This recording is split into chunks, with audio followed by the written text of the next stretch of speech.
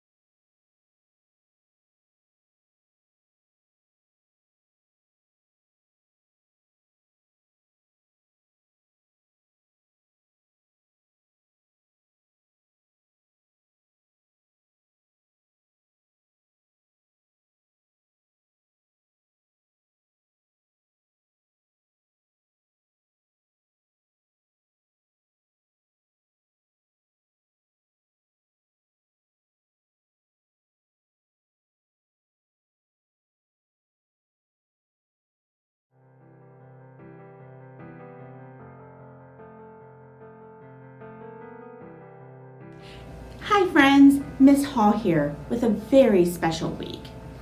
This week is Holocaust Remembrance Week. We will start to recognize this week each year from now on. The Holocaust happened during World War II in Central Europe. It was a time when Jewish people and some other groups were separated from what others were described as superior or better than the Jews. This week, I'm going to share two stories with you. Today is Terrible Things by Eve Bunting. And later this week, I'm going to share with you Benno and the Night of Broken Glass. Both of these stories are about what happens when we don't speak up for what is right.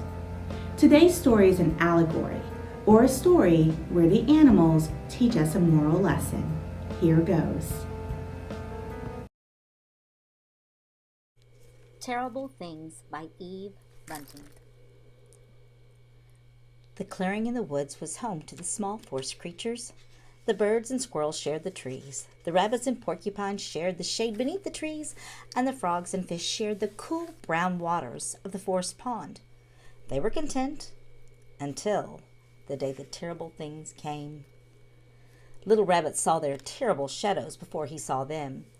They stopped at the edge of the clearing, and their shadows blotted out the sun. "We have come for every creature with feathers on its back," the terrible things thundered. "We don't have feathers," the frogs said. "Nor we," said the squirrels. "Nor we," said the porcupines. "Nor we," said the rabbits. The little fish leaped from the water to show the shine of their scales, but the birds twittered nervously in the tops of the trees. "Feathers!" They rose in the air. They screamed away into the blue of the night. But the terrible things had brought their terrible nets, and they flung them high and caught the birds and carried them away. The other forest creatures talked nervously among themselves.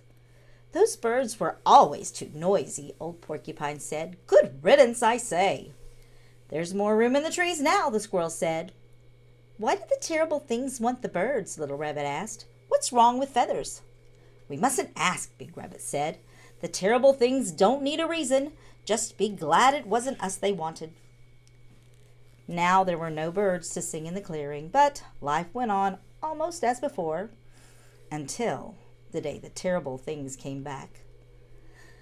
Little Rabbit heard the thump of their terrible feet before they came into sight.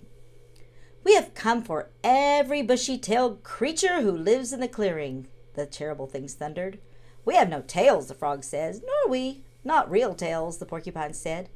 The little fish leaped from the water to show the smooth shine of their finned tails, and the rabbits turned their rumps so the terrible thing could see for themselves. "Our tails are round and furry," they said.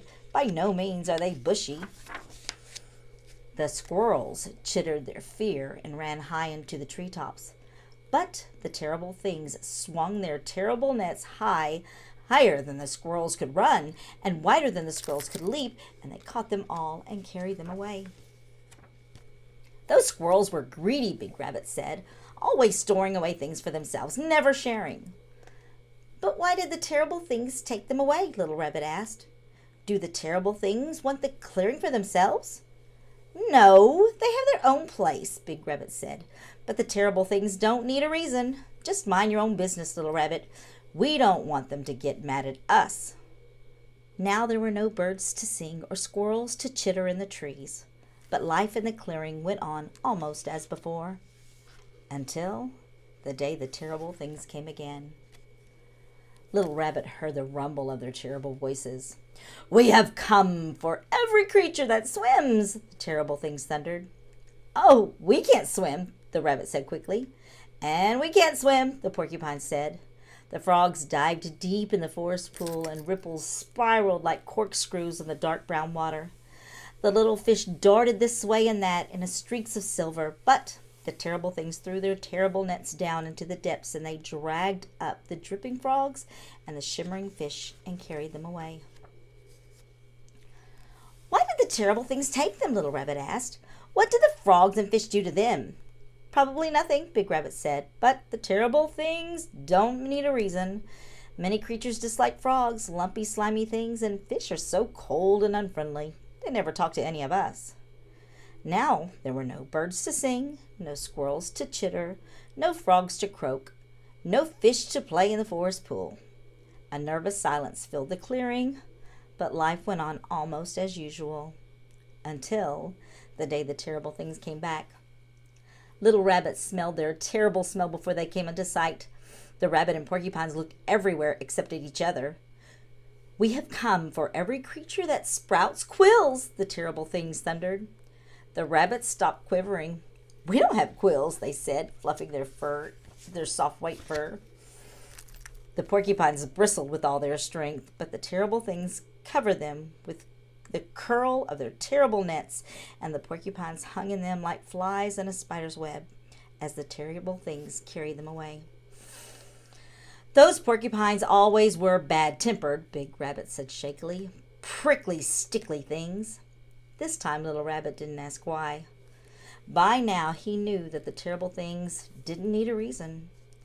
The smell still filled their clearing, though the terrible things had gone. "I like it better when there were all kinds of creatures in our clearing," he said. "And I think we should move. What if the terrible things come back?" "Nonsense," Big Rabbit said.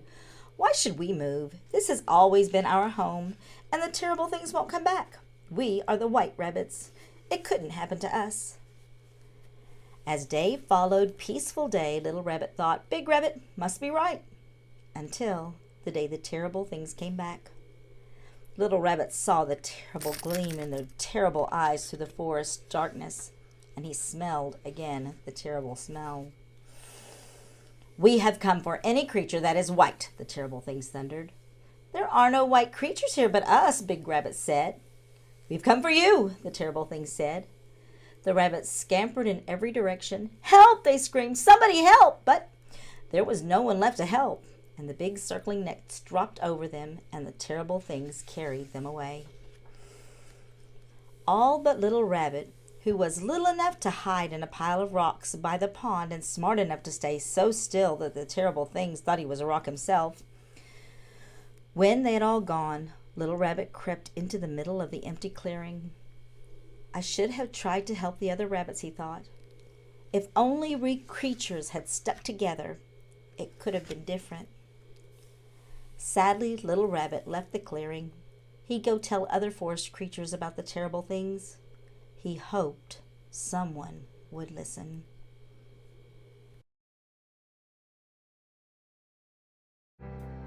Did you figure the lesson out?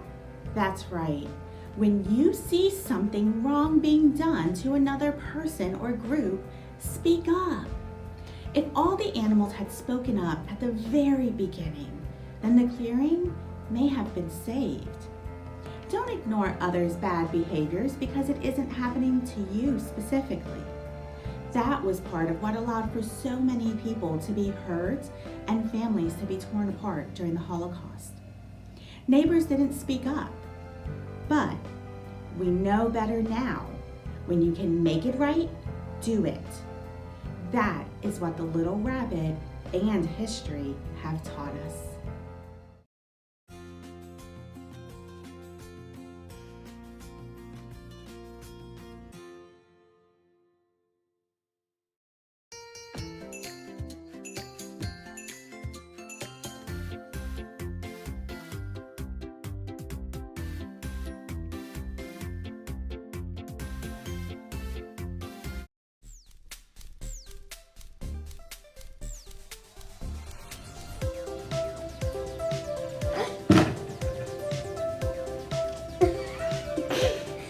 Oh my gosh. Hi Panthers, Emily here with Maddie, and we're back with another Wacky Wednesday. And today we have another guest host for you, but she'll join us in a minute. Today we have some more fun fall jokes. Here's mine. What's a scarecrow's favorite outfit? I don't know. A harvest. Alright. I like it. But wait till you hear mine. What do squirrels watch on television? Yeah, that's actually a good question. I've been wondering that for a while. Yeah. They watch Netflix. Oh, Yes. yeah. It's true, people. I've seen them do it. They do. Oh, wait. Oh, yep. Oh, wait. Yep. Here's our special guest host, Eleanor! She's one of our regular anchors. Hey guys, I have a question for both of y'all. Okay. Why do trees take tests? I don't know. Why? That's actually a really good question. Yeah. Because they get stumped. See you guys next time on Wacky Wednesday. And I'll see you tomorrow. Bye. Bye. Thank you for tuning in to WCES. We'll look forward to seeing you tomorrow with Proud Panther Pride. Remember, Panthers, our community begins with you, so let's make it the best. Bye.